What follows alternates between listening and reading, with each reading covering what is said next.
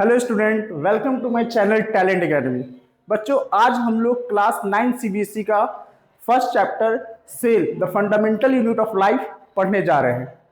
बच्चों, ये चैप्टर से हम लोग जानेंगे कि अर्थ पे रहने वाले कोई भी लिविंग ऑर्गेनिज्म क्या से बना है। जैसे हम लोग जानते हैं, है ना, कि जो भी मैटर है, मैटर हम लोग छोटे क्लास में पढ़े हैं कि matter is made up of atom. तो हम लोग भी मैटर ही है, लेकिन हम लोग जो हैं वो सबसे स्मॉलेस्ट यूनिट यानी कि सेल से बने हुए हैं। मतलब जितने भी लिविंग ऑर्गेनिज्म है, बैक्टीरिया, कोई भी माइक्रो ऑर्गेनिज्म, बर्ड्स, एनिमल्स, ठीक है, हम लोग सभी लोग क्या से बने हुए हैं? सेल से बने हुए हैं। तो ये फंडामेंटल यूनिट ऑफ लाइफ है। सेल क्या है? फंडामेंटल यूनिट ऑफ लाइफ, और उसी के बारे में हम लोग आज इस चैप्टर में पढ़ने जा रहे हैं।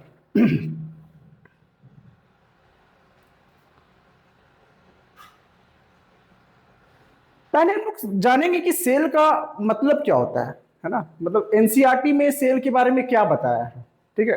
तो सेल का मतलब है, cell is the structural and functional unit of life. Cell जो होता है वो लिविंग ऑर्गेनिज्म का structural and functional unit of life होता है।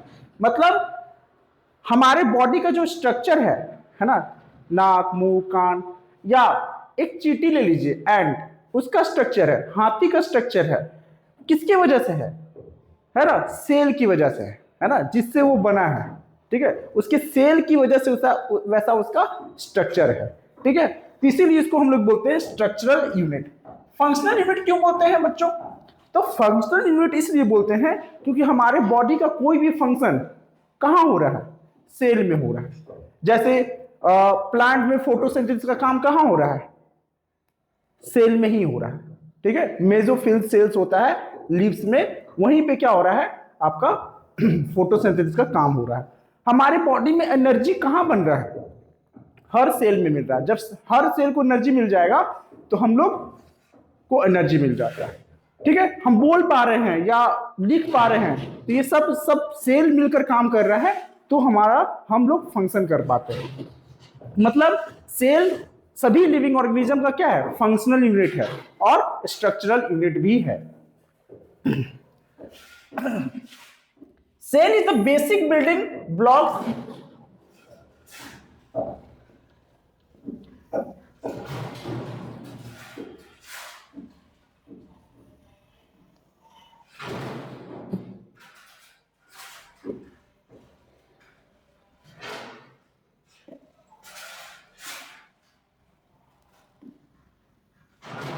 Cell is the basic building block of all living organism.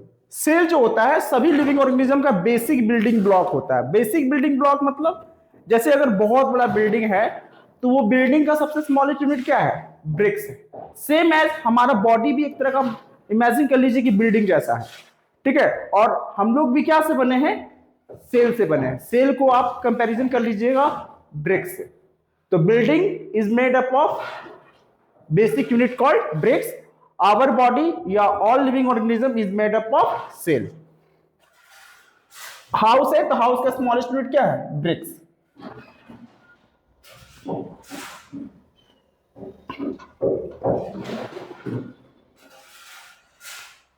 House का सबसे स्मॉलेस्ट यूनिट क्या है? ब्रिक्स। और लिविंग ऑर्गेनिज्म का सबसे स्मॉलेस्ट यूनिट क्या है? सेल, ठीक है। इसलिए सेल को हम लोग basic building block of life कहते हैं। नेक्स्ट देखिए, हम लोग का जो कोई भी लिविंग ऑर्गेनिज्म, जैसे हम लोग ऑर्गेनिज्म है ना, हम लोग क्या है? लिविंग ऑर्गेनिज्म है। तो लिविंग ऑर्गेनिज्म बहुत सारे बहुत सारे ये ऑर्गन सिस्टम से बने हुए हैं, जैसे डाइजेस्टिव सिस्टम, एक्सक्रीटरी सिस्टम, है ना, स्केलेटल सिस्टम। तो बहुत सारे ऑर्गन सिस्टम से मिलकर क्या बनता है? ऑर्गेनिज्म बनता है, ठीक है। अब देखिए, जैसे डाइजेस्टिव सिस्टम है, तो डाइजेस्टिव सिस्टम बहुत सारे ऑर्गन से बना है, जैसे माउथ, फूड पाइप हो गया, स्टमक हो गया, स्मॉल इंटेस्टाइन हो गया, ये सब क्या है? ऑर्गन्स, ठीक है। तो बहुत सारे ऑर्गन्स मिलेंगे तो क्या बनेंगे? Organ system. और बहुत सारे ऑर्गन सिस्टम मिलेंगे तो क्या बनेंगे? ऑर्गेनिज्म। अब देखिए, हर ऑर्गन्स क्या से बना है? टिश्यू से बना है। क्या से बना है?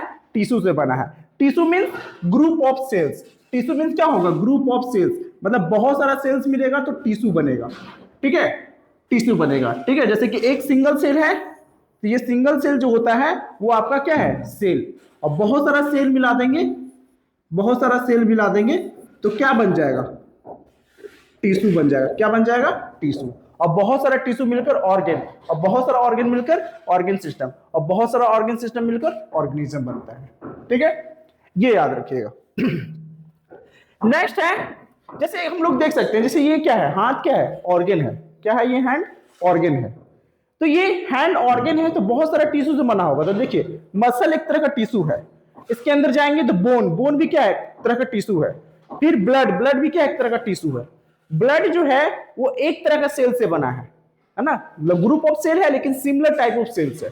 ठीक है, मसल है, मसल भी एक तरह का सेल से बना है। ठीक है, फिर बोन, बोन भी एक तरह का सेल से बना है। ठीक है, ऐसा नहीं है कि मसल का जो सेल है वही बोन का सेल है, दोनों का सेल का फंक्शन स्ट्रक्चर सब अलग होता है। ठीक है, ये याद रखिएगा। तो muscle group of cell similar type of cell से बना है जो एक पार्टिकुलर फंक्शन करता है, इसलिए इसको बोलते हैं मसल टिश्यू। ब्लड भी वैसा ही है, और बोन भी एक ही तरह के सेल से बना है, और उसका काम भी क्या है? बॉडी को स्ट्रेंथ प्रोवाइड करना। ठीक है, तो ये टिश्यू हो गया, है ना? मतलब सबसे स्मॉलेस्ट यूनिट क्या है? सेल। और सेल का जो स्टडी है,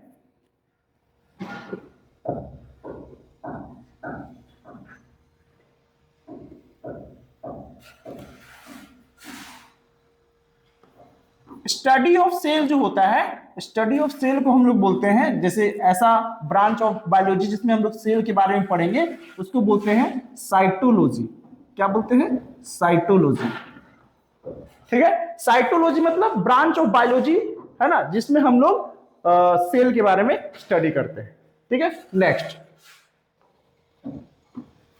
नेक्स्ट है डिस्कवरी ऑफ सेल, है ना? सेल का डिस्कवरी कैसे हुआ? ठीक है, मतलब सेल हम लोग आंख से नहीं देख सकते हैं कि बहुत छोटा सेल होता है ना, बहुत माइक्रोस्कोपिक है ना, इसको हम लोग नेकेड आई से नहीं देख सकते। ठीक है, तो सेल का डिस्कवरी होने से पहले, है ना, इंस्ट्रूमेंट का डिस्कवरी हुआ होगा जिसकी मदद से हम लोग सेल को देख सकते थे।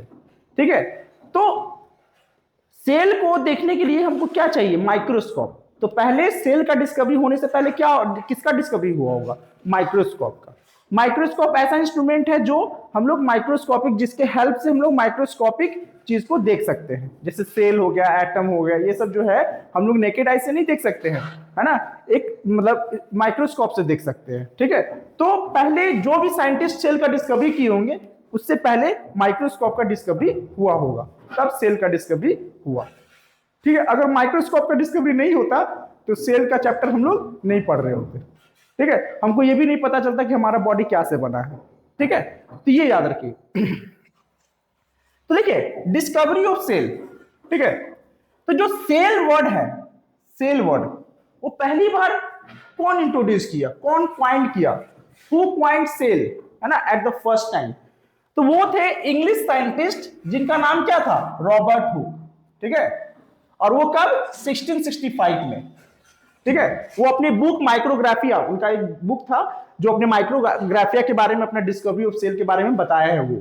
ठीक है, देखिए वो कैसे डिस्कवरी किए सेल? तो पहले वो माइक्रोस्कोप बनाए, और वो जो माइक्रोस्कोप बनाए वो बहुत प्रिमिटिव माइक्रोस्कोप था। ठीक है, मतलब बहुत ज्यादा पावरफुल नहीं था, बहुत प्रिमिटिव माइक्रोस्कोप था, और उसी का यूज करके वो सेल का डिस्कवरी किए। कैसे किए? तो उन्होंने क्या किया कि जो बार्क ऑफ ट्री होता है, छाल होता है ना, वो जो छाल होता है उसका एक टुकड़ा, आउटर लेयर जो होता है ना, उसको एक टुकड़ा लिए, उसका एक स्लाइस बनाया। जो आउटर लेयर होता है बार्क का, उसको हम लोग बोलते हैं कॉर्क। क्या बोलते हैं? कॉर्क। ठीक है, टिश्यू वाला चैप्टर में हम लोग पढ़ेंगे कॉर्क टिश्यू क्या होता है। ठीक है, तो ये जो कॉर्क होता है वो क्या होता है, उसको उन्होंने एक थीन स्लाइस बनाया, कॉर्क का एक थीन स्लाइस बनाया, और अपने सेल्फ डिजाइन माइक्रोस्कोप के अंदर एग्जामिन किया। ठीक है, रॉबर्ट हुक 1665 में, है ना, थीन स्लाइस ऑफ कॉर्क को अपने माइक्रोस्कोप के अंदर एग्जामिन किया, और उन्होंने एग्जामिन किया तो देखा इस तरीका का स्ट्रक्चर देखा उन्होंने। देखो इस तरीका का स्ट्रक्चर देखा, है ना, देख रहे हैं यहाँ पे बॉक्स जैसा स्ट्रक्चर है। कैसा स्ट्रक्चर है देखिए होंगे इस तरह का, हनी कम लाइक स्ट्रक्चर था। कैसा स्ट्रक्चर था? हनी कम लाइक स्ट्रक्चर, हनी कम लाइक स्ट्रक्चर उन्होंने एग्जामिन किया अपने माइक्रोस्कोप के अंदर, जैसे इस तरीके से।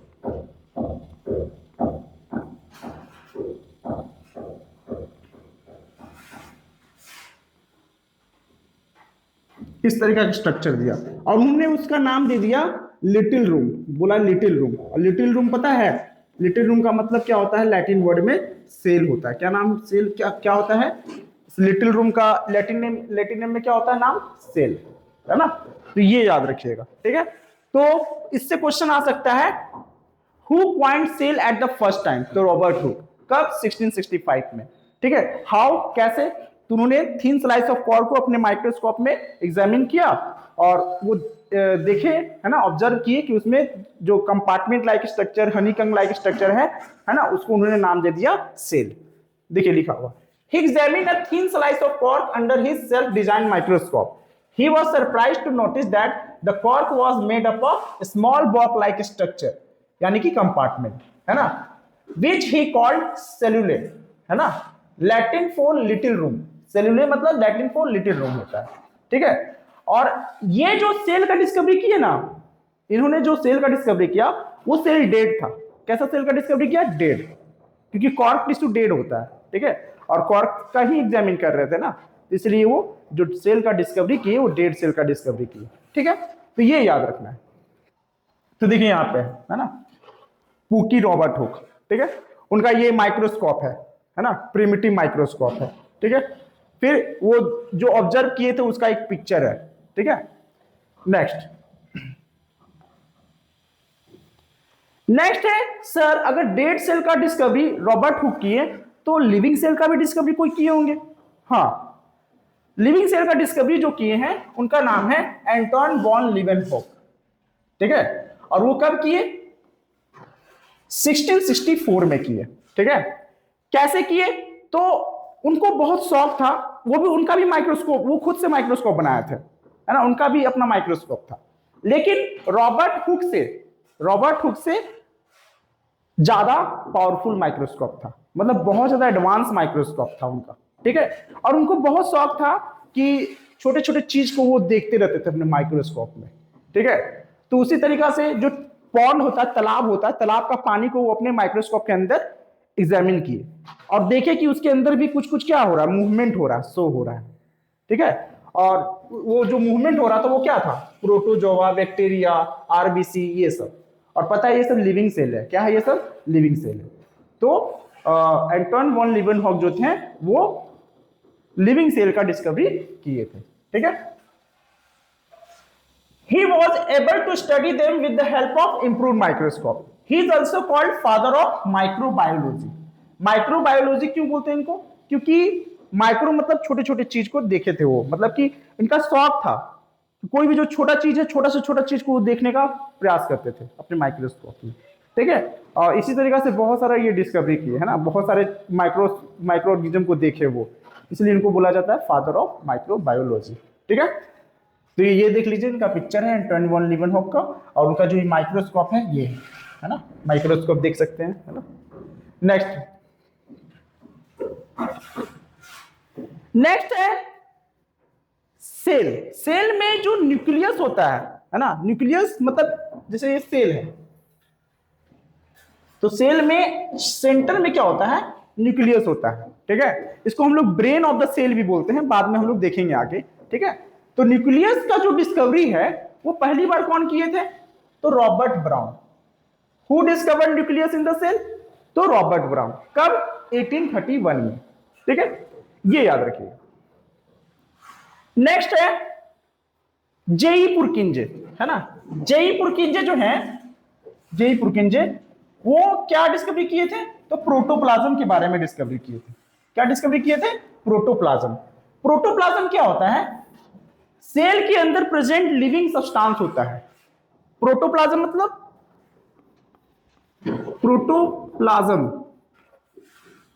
प्रोटोप्लाज्म मतलब लिविंग सब्सटेंस या living material present in the cell. और देखिए लिविंग मटेरियल कहाँ रहता है, यहाँ रहता है। इसको हम लोग बाद में आगे चल के देखेंगे। तो ये है साइटोप्लाज्म, आगे हम लोग पढ़ेंगे अभी। और इसके अंदर भी होता है, इसको बोलते हैं न्यूक्लियोप्लाज्म।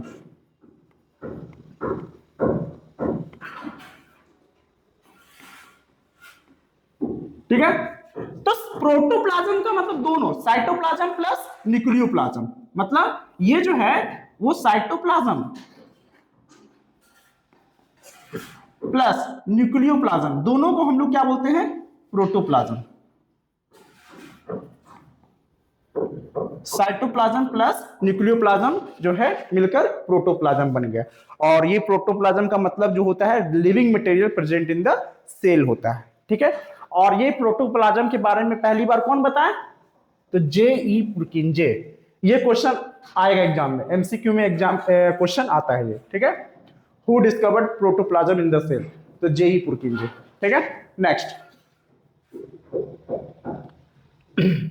नेक्स्ट है, अभी हम लोग जो भी पढ़े सेल के बारे में, डिस्कवरी जो भी पढ़े है ना, वो एक्सपेरिमेंट किया हुआ था केवल, है ना, कोई थ्योरी नहीं दिया था अभी तक। ठीक है। बहुत साल तक लोग मानते रहे कि हाँ भाई सेल से बने हैं। ठीक है। लेकिन कोई थ्योरी नहीं दिया था कोई कि हाँ भाई आकर थ्योरी दे दिया। तो पहली बार जो थ्योरी दिया गया है ना, वो कौन दिए थे, तो Schleiden and Schwann, Matthias Schleiden and Theodor Schwann, दोनों मिलकर जो है सेल थ्योरी दिए थे। बाद में चलकर है ना 10 से 15 साल के बाद एक और साइंटिस्ट आए थे जिनका नाम था रुडोल्फ विर्चो। उन्होंने भी इस थ्योरी में कुछ पॉइंट ऐड किया था, एक पॉइंट ऐड किया था, तो अभी हम देखेंगे। सेल थ्योरी जो थे ना, पहली बार ये दोनों मिलकर दिए थे, मिथियास स्लेडन और थियोडर सॉन। ठीक है। अब देखिए, ये जो स्लेडन थे वो प्लांट लवर थे। प्लांट लवर मतलब बॉटनिस्ट थे। बॉटनिस्ट मतलब क्या होता है, जो प्लांट के बारे में पढ़ता है ना, जो प्लांट का स्टडी करता है, उसको हम लोग बोलते हैं बॉटनिस्ट। मतलब बायोलॉजी का दो ब्रांच, बॉटनिस्ट, जूलॉजिस्ट। बॉटनिस्ट में हम लोग प्लांट के बारे में पढ़ते हैं और जूलॉजिस्ट में एनिमल के बारे में पढ़ते हैं। ठीक है। तो मिथियास स्लेडन जो थे ना, वो प्लांट लवर मतलब प्लांट के बारे में स्टडी करते थे, उनको प्लांट से बहुत ज्यादा लगाव था, ऐसे बोल सकते हैं। ठीक है। क्योंकि वो बॉटनिस्ट है। ठीक है। अब वो क्या देखे कि जितने भी प्लांट्स हैं, ऑल प्लांट्स, वो सभी क्या से बने हैं, सेल से बने हैं। पता है प्लांट्स लिविंग थिंग्स है। ठीक है। तो उन्होंने बताया कि जितने भी प्लांट्स है वो क्या से बने हैं, सेल से बने हैं। ठीक है। ये कब की बात है, तो 1838 की बात है और ये 1839 की बात है। ठीक है। थियोडर सॉन जो थे वो जूलॉजिस्ट हैं, एनिमल लवर थे। कौन थे वो, एनिमल लवर थे। तो इन्होंने बताया कि जितने भी एनिमल्स हैं वो सभी क्या से बने हैं, सेल से बने हैं। ठीक है। और दोनों मिलकर दो पॉइंट दिए, है ना। वो दो पॉइंट क्या था, फर्स्ट पॉइंट हो जाएगा कि ऑल लिविंग ऑर्गेनिज्म, प्लांट्स और एनिमल्स को मिला देंगे तो क्या हो जाएगा, all living organism is made up of cell. Cell is the structural and functional unit of life या basic building block of life. ठीक है। तो ये दो पॉइंट इन्होंने अपने थ्योरी में दिया। ठीक है। अब देखिए, पहला point, all living organism are made up of one or more cells. ठीक है। The cell is the basic structural and functional unit of life. ठीक है। ये दोनों पॉइंट जो है स्लेडन और स्कॉन दोनों मिलकर ये दोनों पॉइंट दिए थे। बाद में चलकर रुडोल्फ विर्चो जो है थर्ड पॉइंट ऐड किए। ठीक है। वो पॉइंट था all cells arise from pre existing cells. जितने भी सेल होते हैं, मतलब ये दोनों ये नहीं बताया था कि सेल कैसे अराइज होता है, मतलब नया सेल कैसे बनता है, ये दोनों मिलकर नहीं बताए थे। ठीक है। तो ये जो पॉइंट है कि नया सेल कैसे राइज होता है, वो कौन बताए, तो रुडोल्फ विर्चो। उन्होंने बोला कि जो नया सेल है या कोई भी सेल जो बनता है सेल, वो प्री एग्जिस्टिंग सेल से बनता है। सर कैसे, जैसे ये सेल है तो इससे दो सेल बन जाएगा, तो सर ये सेल कैसे बना होगा, तो ये भी तुम्हारा पिछले वाला सेल से बना होगा, है ना, पिछले वाला सेल से बना। तो फिर ये सेल, तो ये भी सेल क्या पीछे वाला सेल से बना होगा। मतलब ऑल सेल्स है ना rise from pre existing cells, ठीक है। मतलब ये अपने लैंग्वेज में बोले थे, अपने लैंग्वेज में क्या बोले थे, Virchow Virchow sad omnis cellula a cellula, ठीक है। मतलब रुडोल्फ विर्चो जो है ना, वो भी बोले थे, उनका भी अपना ही था कि भाई मेरा भी पॉइंट एक ऐड कर दो अपना सेल थ्योरी में, है ना। तुमने तो ये बात नहीं बताया ना कि सेल कैसे राइज होता है, तुमने बोला अपनी लैंग्वेज में omnis cellula a cellula, मतलब all cells arise from pre existing cells, तो उन्होंने ये पॉइंट बोला था और वो सेल थ्योरी में ऐड हो गया। अगर एग्जाम में क्वेश्चन आता है सेल थ्योरी के बारे में तो आपको यही मेन 3 पॉइंट लिखना है, ठीक है। पहला point, all living organism are made up of cells, ठीक है। The cell is the basic structural and functional unit of life, ठीक है। और फिर बाद में रुडोल्फ विर्चो एक और पॉइंट ऐड किए, all cells arise from pre existing cells, ठीक है। नेक्स्ट नेक्स्ट है classification of organism based on number of cells. देखिए हम लोग जो है ना, एक लिविंग ऑर्गेनिज्म वो ट्रिलियंस ऑफ सेल से बना है, ट्रिलियंस, है ना, मतलब उससे भी ज्यादा हो सकता है, लगभग में बता रहे हैं ट्रिलियंस ऑफ सेल से बना है एक इंसान या कोई भी लिविंग ऑर्गेनिज्म, कोई लिविंग मतलब एक ह्यूमन बॉडी जो होता है वो ट्रिलियंस ऑफ सेल से बना है, ठीक है। इसका मतलब नहीं है कि सर क्या अर्थ पे एक सेल का जीव नहीं होता होगा, है ना। अर्थ पे एक सेल का भी जीव है, 2 सेल का भी जीव है, 3 सेल का भी जीव है और ट्रिलियंस ऑफ सेल का भी जीव है, लिविंग ऑर्गेनिज्म है, ठीक है। तो देखिए उसके अकॉर्डिंग जो है नंबर्स ऑफ सेल के अकॉर्डिंग जो है ऑर्गेनिज्म 2 टाइप का होगा, एक हो गया यूनिसेलुलर ऑर्गेनिज्म और दूसरा हो गया मल्टी सेलुलर ऑर्गेनिज्म, ठीक है। यूनिसेलुलर ऑर्गेनिज्म क्या होता है ना, यूनि का मतलब होता है एक, सिंगल, और मल्टी का मतलब मेनी, ठीक है। तो organism which is made up of single cell, ठीक है, इज कॉल्ड यूनिसेलुलर ऑर्गेनिज्म। ऐसा ऑर्गेनिज्म जो केवल एक सेल से बना है उसको क्या बोलेंगे, यूनिसेलुलर ऑर्गेनिज्म, ठीक है। Organism which is made up of more than cells, मतलब मोर देन वन सेल्स, जो एक से ज्यादा सेल से बना है उसको क्या बोलते हैं, मल्टी सेलुलर ऑर्गेनिज्म। एक क्वेश्चन है बच्चों, बताइए हम लोग जो है कितने सेल से बने, हम लोग क्या है, मल्टी सेलुलर है कि यूनिसेलुलर है, तो आपका आंसर होगा मल्टी सेलुलर ऑर्गेनिज्म है सर, है ना। हम लोग एक सेल से थोड़ी ना बने हैं, है ना, बहुत सारे सेल से बने हैं, ठीक है। तो हम लोग क्या हो गए, मल्टी सेलुलर ऑर्गेनिज्म हो गए, प्लांट्स हो गया, एनिमल्स हो गया, ठीक है। तो ये सब मल्टी सेलुलर ऑर्गेनिज्म है। यूनिसेलुलर में आ गया बैक्टीरिया, अमीबा, पारामेशियम, ठीक है, ये सब यूनिसेलुलर ऑर्गेनिज्म है। अमीबा के बारे में आप जानते हैं, ठीक है, ये यूनिसेलुलर ऑर्गेनिज्म है। फंगाई, है ना, फंगाई में भी क्या होता है, यूनिसेलुलर मल्टीसेलुलर दोनों होता है। जैसे ईस्ट हो गया, ईस्ट क्या है, ईस्ट तुम्हारा हो गया यूनिसेलुलर ऑर्गेनिज्म, ठीक है, ईस्ट हो गया, है ना,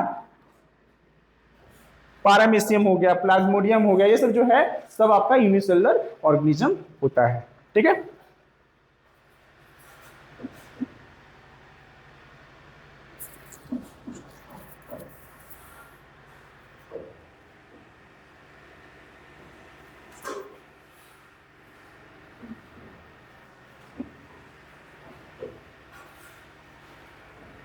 सॉरी बच्चों, देखिए नेक्स्ट,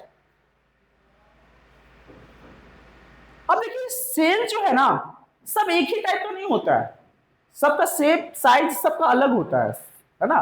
मतलब सेल सब एक ही जैसा नहीं होता है ना, अलग अलग शेप अलग अलग साइज में पाया जाता है सेल, ठीक है। देखिए सेल शो डिफरेंट शेप्स, मतलब अलग अलग शेप्स में पाया जाता है। तो देखिए स्प्लिंडल शेप हो गया, स्मूथ मसल सेल जो होता है वो स्प्लिंडल सेल होता है। रेड ब्लड सेल में हो गया बाइकनकेव, राउंड और बाइकनकेव होता है। बाइकनकेव मतलब इस तरीके का स्ट्रक्चर ऐसा होता है, ये हो गया बाइकनकेव शेप में होता है। डिस्क शेप में बोल सकते हैं, डिस्क का जो शेप होता है ना वैसे ही देख सकते हैं आप, ठीक है। ओवल में एक सेल जो होता है स्फेरिकल होता है, ठीक है। ये देखिए ब्रांच लाइक सेल है ना, न्यूरॉन्स, यही मैसेज को ट्रैवल करता है पूरे बॉडी में। स्पर्म सेल है ना, फिर है फैट सेल है। तो मतलब अलग अलग शेप में पाया जाता है, ऐसा नहीं है कि सबका एक ही जैसा शेप होता है, ठीक है। जैसे अमीबा, ठीक है, अमीबा या डब्ल्यूबीसी, इसका इरेगुलर शेप होता है, ठीक है। ये अपना शेप चेंज करते रहता है, पता होगा अमीबा का कोई फिक्स शेप नहीं होता है। आरबीसी, रेड ब्लड सेल, इसका राउंड बाइकनकेव डिस्क जैसा शेप होता है। इसका काम क्या है? ऑक्सीजन को कैरी करना, ठीक है। नर्व सेल यानी कि न्यूरॉन्स, लॉन्ग एंड ब्रांच होता है, helps in transmitting message. Nerve cell का काम क्या है? मैसेज को ट्रांसमिट करना, ठीक है। Next, plant cell. Plant cell generally rectangular और पॉलीगोनल होता है, ठीक है। प्लांट सेल का जो शेप होता है वो जनरली पॉलीगोनल और रेक्टेंगुलर शेप में होता है, ठीक है। तो सर सभी सेल का शेप अलग अलग क्यों होता है? क्योंकि सभी सेल का शेप इसलिए अलग अलग होता है क्योंकि उनका फंक्शन अलग अलग है, वो फंक्शन अलग अलग करते हैं। जैसे आरबीसी, आरबीसी का काम क्या है? केवल ऑक्सीजन को पूरे बॉडी में पहुंचाना। क्या आरबीसी का काम कोई और कर सकता है? नहीं, आरबीसी का ही कर सकता है अपना काम, ठीक है। मैसेज पूरे बॉडी में मैसेज को पहुंचाना किसका काम है? किसका काम है? नर्व सेल का है, इसलिए उसका स्ट्रक्चर ऐसा है, ठीक है, शेप ऐसा है, ठीक है। फिर अमीबा और डब्ल्यूबीसी, उसके काम की वजह से ही उसका क्या है? इरेगुलर शेप है, ठीक है। मतलब जो अलग अलग शेप होता है सेल का, वो किसकी वजह से होता है? उसके फंक्शन की वजह से होता है। तो शेप ऑफ द सेल पूछता है कि बताइए से अलग अलग सेल का अलग अलग शेप होता है, ऐसा क्यों होता है? क्योंकि वो अलग अलग फंक्शन करता है, दैट्स व्हाई उनका शेप अलग अलग होता है। क्लियर हो गया? नेक्स्ट, नेक्स्ट है different size of the cell. Cell का अलग अलग साइज भी होता है, ठीक है। सेम साइज नहीं होता सबका, अलग अलग होता है, ठीक है। तो देखिए वर्ल्ड में चलेंगे ना, वर्ल्ड में तो सबसे स्मॉलेस्ट लिविंग सेल जो होता है वो कौन होता है पता है? सबसे स्मॉलेस्ट, वर्ल्ड की बात करें, पूरे वर्ल्ड पे जो लिविंग ऑर्गेनिज्म है उसमें सबसे छोटा सेल कौन है? बोलो बोलो, सबसे छोटा सेल कौन है? इमेजिन करो, है ना। तो सबसे छोटा सेल होता है, एक तरह का बैक्टीरिया होता है जिसका नाम है माइकोप्लाज्मा, है ना। ये क्या होता है? बैक्टीरिया,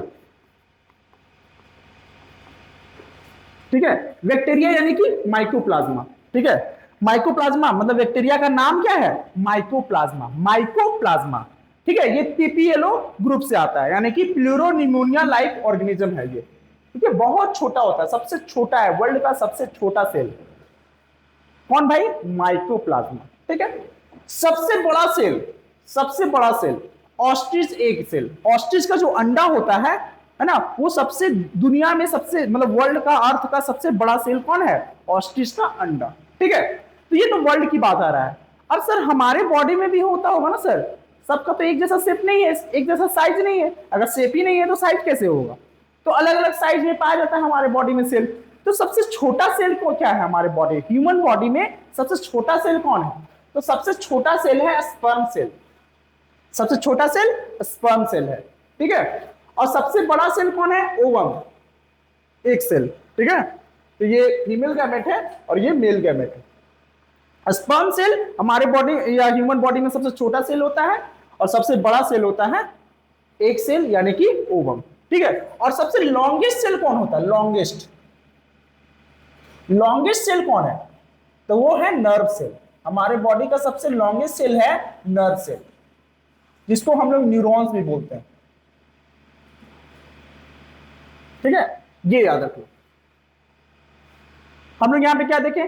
अलग अलग सेल का अलग अलग साइज होता है ना।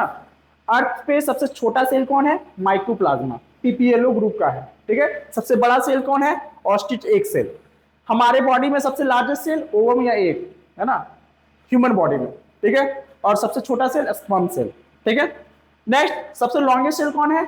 न्यूरॉन्स या नर्व सेल, ठीक है। नेक्स्ट, नेक्स्ट है सर, हम लोग सेल के बारे में इतना पढ़ लिए है ना, सेल का इंट्रोडक्शन पढ़ लिए, सेल का डिस्कवरी पढ़ लिए, शेप साइज ये सब पढ़ लिए।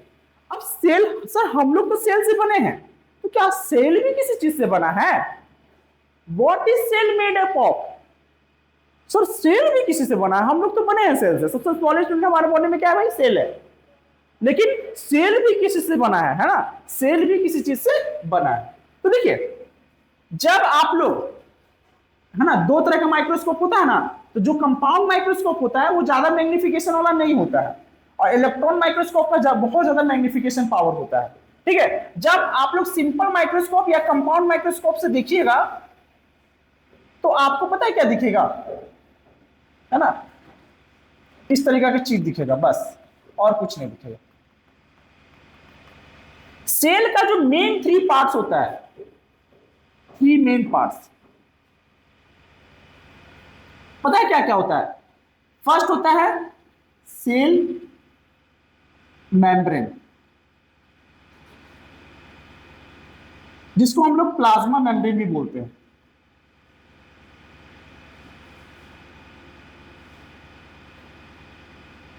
जिसको हम लोग सेमी परमेबल मेम्ब्रेन भी बोलते हैं।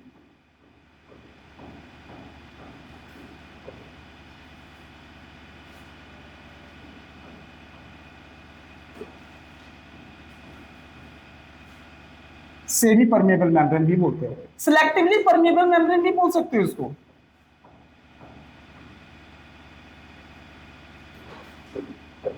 परमेबल मेम्ब्रेन भी बोल सकते हैं। देख रहे हैं ना, प्लाज्मा मेम्ब्रेन का कितना नाम है, बुक में देता है आपका, है ना, सब अलग अलग देता है, इसलिए कंफ्यूज नहीं होना है, सब एक ही चीज है, cell membrane, plasma membrane, semi permeable membrane, selectively permeable membrane, ये सब एक ही चीज है। ठीक है, तो ये जो सेल मेम्ब्रेन या जो भी है वो सबसे आउटर बाउंड्री होता है, outer boundary of the animal cell, animal cell का सबसे आउटर बाउंड्री होता है। ठीक है, अब ये इसके अंदर जो फ्लूइड सब्सटेंस है उसको हम लोग बोलते हैं साइटोप्लाज्म।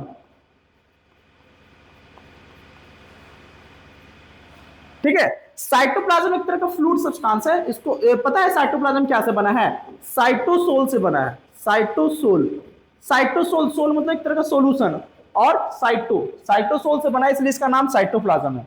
और बीच में कौन है, न्यूक्लियस,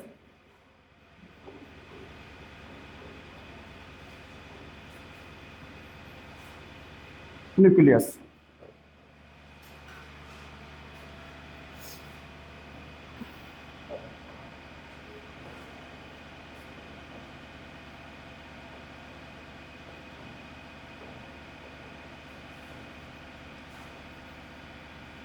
न्यूक्लियस, ठीक है, तो यही मेन 3 पार्ट है सेल का। ठीक है, तो यहां देख सकते हैं ये है एनिमल सेल और ये है प्लांट सेल।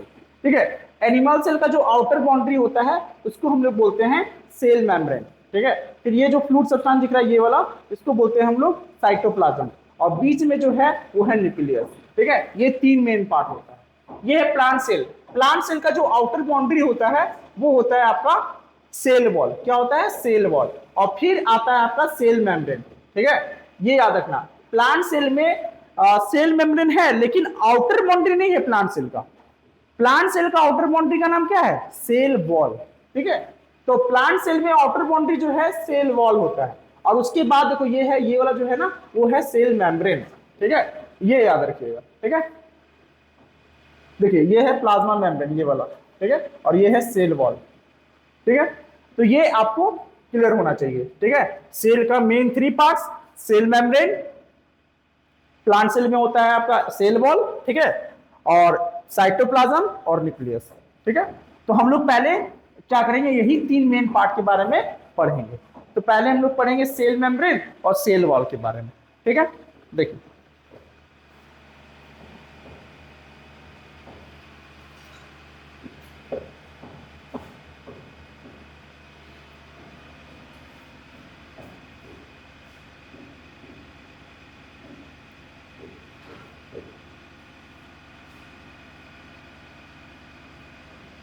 देखिए सेल मेम्ब्रेन,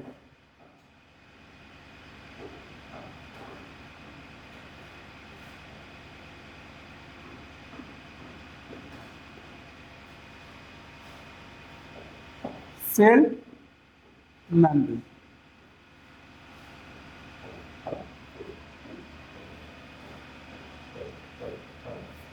और इधर हम लोग पढ़ लेंगे cell wall.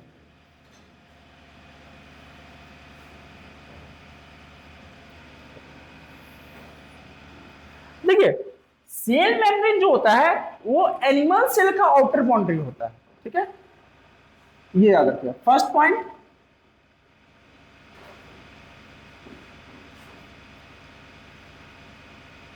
Outer most layer of animal cell, animal cell का सबसे आउटर मोस्ट लेयर होता है, और जबकि सेल वॉल जो होता है वो आपका आउटर मोस्ट लेयर जो होता है वो प्लांट सेल का होता है, आउटर मोस्ट लेयर या बाउंड्री बोल सकते हो, outer most boundary of the plant cell, ठीक है। दूसरा पॉइंट है कि सेल मेम्ब्रेन लिविंग होता है, सेल मेम्ब्रेन लिविंग होता है, और जबकि सेल वॉल डेड होता है, ये याद रखिएगा, सेल वॉल क्या होता है भाई, डेड होता है, डेड, ठीक है, सेल वॉल डेड होता है। अब देखिए सेल मेम्ब्रेन दोनों में पाया जाता है ना, present in both plant and animal cell, plant और एनिमल सेल दोनों में पाया जाता है, और जबकि सेल वॉल केवल प्लांट सेल में पाया जाता है। Cell wall is present only in plant cell,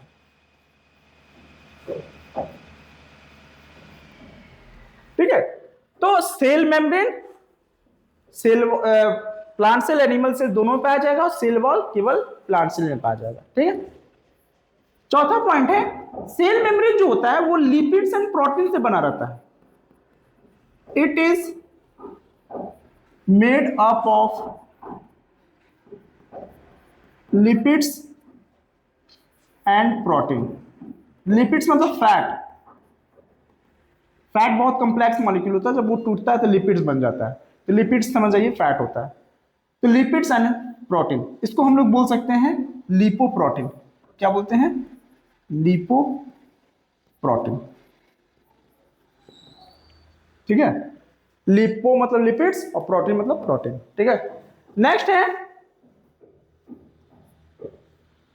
ये जो बने रहते हैं वो सेलुलोज से बने रहते हैं, it is made up of cellulose, cellulose से बना रहता है, ठीक है, ये याद रखिएगा। लास्ट पॉइंट है सेल मेम्ब्रेन का काम क्या है ना, कि एक तरह से सेल का गार्ड मतलब कौन सा चीज सेल से बाहर जाएगा और कौन सा चीज सेल के अंदर आएगा, ये कंट्रोल करता है, ठीक है। या हम लोग सेल मेम्ब्रेन को क्या बोलते हैं, सिलेक्टिवली परमेबल मेम्ब्रेन कहते हैं। तो बताइए क्यों बोलते हैं सेल मेम्ब्रेन को, क्यों सिलेक्टिवली परमेबल मेम्ब्रेन कहते हैं, क्योंकि वो केवल सिलेक्टिव मटेरियल को अलाउ करता है सेल के अंदर आने के लिए, और ओनली सिलेक्टिव मटेरियल को ही सेल से बाहर भेजता है, इसीलिए इसको हम लोग सिलेक्टिव परमेबल मेम्ब्रेन कहते हैं, ठीक है। It allows only selective material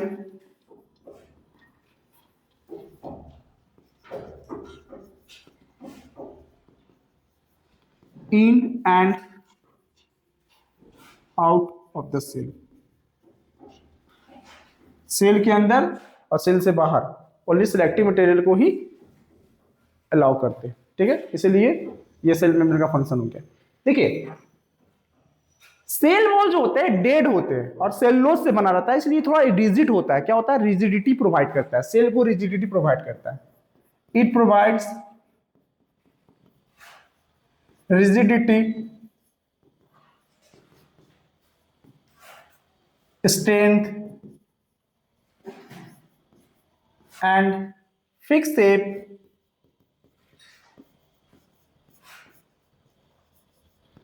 shape to the plant cell, ठीक है।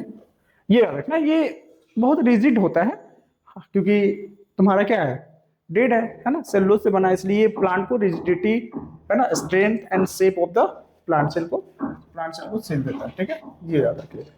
तो ये मेन सेल मेम्ब्रेन और सेल वॉल हो गया, ठीक है। हम लोग ये टॉपिक्स देखेंगे कैसे cell membrane only selective material को ही सेल के अंदर जाता है, जाने देता है, सिलेक्टिव मटेरियल को ही सेल से बाहर जाने देता है ना। सेल बाहर से अंदर सेल के अंदर जाएगा और ओनली सिलेक्टिव मटेरियल को ही सेल से बाहर ले जाएगा। ठीक है, तो ये कैसे होता है? ठीक है, तो देखिए जैसे देखिए types of movement across the plasma membrane. जैसे हम लोग को एनर्जी मिल रहा है, तो एनर्जी कहाँ बन रहा है? सेल में। तो सर एनर्जी क्या से मिलता है? खाना से मिलता है। तो हम लोग खाना खाए होंगे, खाना डाइजेस्ट हुआ होगा, डाइजेस्ट होने के बाद कहाँ गया, कहाँ जाएगा? ब्लड में। ब्लड के थ्रू कहाँ जाएगा? सेल में। तो सेल में जब जाएगा तो सेल में जाएगा तो क्या, सेल मेम्ब्रेन से ही तो क्रॉस करेगा। ठीक है, या ऑक्सीजन लिए तो ऑक्सीजन भी कहाँ गया? लंग्स, लंग्स से ब्लड, ब्लड से पूरे सेल में। तो सेल में जाएगा तो किसको क्रॉस करके जाएगा? सेल मेम्ब्रेन को ही क्रॉस करके जाएगा। या हमारे बॉडी से वेस्ट चीज निकल रहा है, तो वेस्ट चीज कहाँ से निकल रहा है ना? सेल से ही निकल रहा है, तो वो भी सेल के अंदर से बाहर आएगा। जैसे CO2 है, तो CO2 क्या सेल के अंदर होगा, फिर सेल से बाहर जाएगा, क्योंकि जब एनर्जी मिल जाएगा तो एनर्जी मिलने के बाद CO2 क्या, CO2 और वाटर बनता है ना, CO2 और वाटर का क्या सेल से बाहर आएगा। और जब सेल से बाहर आएगा तो किसके थ्रू आएगा, है ना? तो ये सेल मेम्ब्रेन के थ्रू आएगा। मतलब एक तरह से बोल सकते हैं ट्रांसपोर्टेशन इन सेल, है ना। तो दो तरह के ट्रांसपोर्ट होते हैं, है ना। एक होते हैं पैसिव ट्रांसपोर्ट,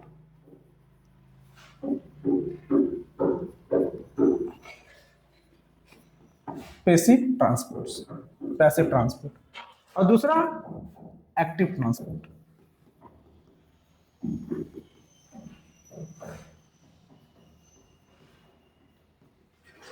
ठीक है, पैसिव ट्रांसपोर्ट क्या होता है? ऐसा ट्रांसपोर्ट जो अपने आप हो जाए, अपने आप होने वाला जो ट्रांसपोर्ट होता है उसको बोलते हैं पैसिव ट्रांसपोर्ट। और एक्टिव ट्रांसपोर्ट जस्ट अपोजिट, जो अपने आप नहीं हो, उसको करवाना पड़ेगा। ठीक है, जैसे मान लीजिए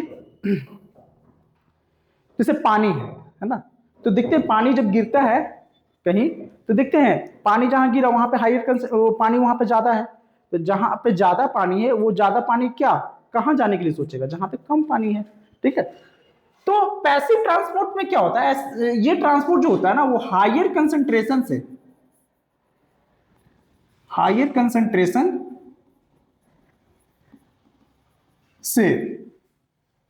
लोअर कंसंट्रेशन की ओर होता है, लोअर कंसंट्रेशन की ओर होता है ट्रांसपोर्ट। और ये खुद हो जाता है ना, सेल्फ हो जाता है, मतलब खुद से हो जाता है। ठीक है, अपने आप हो जाता है। ठीक है, जैसे मान लीजिए सेल है, ठीक है, अब जैसे यहां पे ये मान लीजिए कुछ वाटर है ना, और अंदर भी है लेकिन कम है, तो देखिए ये क्या है, हायर कंसंट्रेशन, और यहाँ क्या है, लोअर कंसंट्रेशन। तो मूवमेंट कैसे होगा, हायर कंसंट्रेशन से लोअर कंसंट्रेशन की ओर। ठीक है, तो देख रहे हैं ना, हायर कंसंट्रेशन से लोअर कंसंट्रेशन की ओर मूवमेंट हुआ, तो ये कैसा ट्रांसपोर्ट हुआ, पैसिव ट्रांसपोर्ट। ये अपने आप हो जाएगा।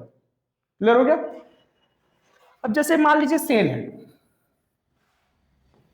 अब इस बार क्या है ना कि बाहर कम है, बाहर लो कंसंट्रेशन और अंदर हायर कंसंट्रेशन, है ना। जैसे CO2 है, CO2 बहुत बाहर बहुत ज्यादा और अंदर बहुत है, तो हायर कंसंट्रेशन अंदर हो गया और बाहर लोअर कंसंट्रेशन, तो क्या होगा, अंदर से बाहर आ जाएगा। तो हमेशा हायर से लोअर की ओर कंसंट्रेशन मूवमेंट होता है, और उस ट्रांसपोर्ट को बोलते हैं पैसिव ट्रांसपोर्ट। ठीक है, इसका एग्जांपल पैसिव ट्रांसपोर्ट में क्या एग्जांपल क्या क्या हो गया, एग्जांपल हो गया, हम लोग इसमें पढ़ेंगे ऑस्मोसिस और डिफ्यूजन।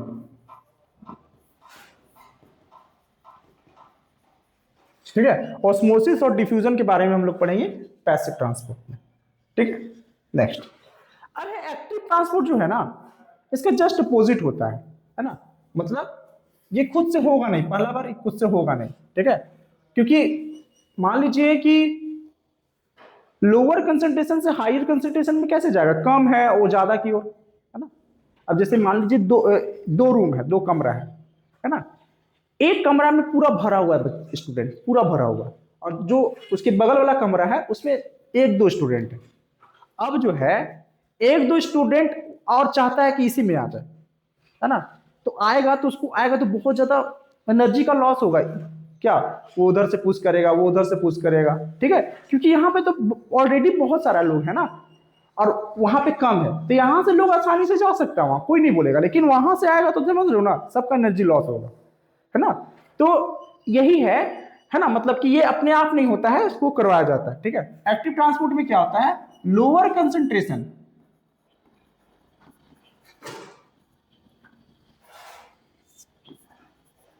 लोअर कंसंट्रेशन से हायर कंसंट्रेशन की ओर ट्रांसपोर्ट होता है, इसमें मूवमेंट होता है।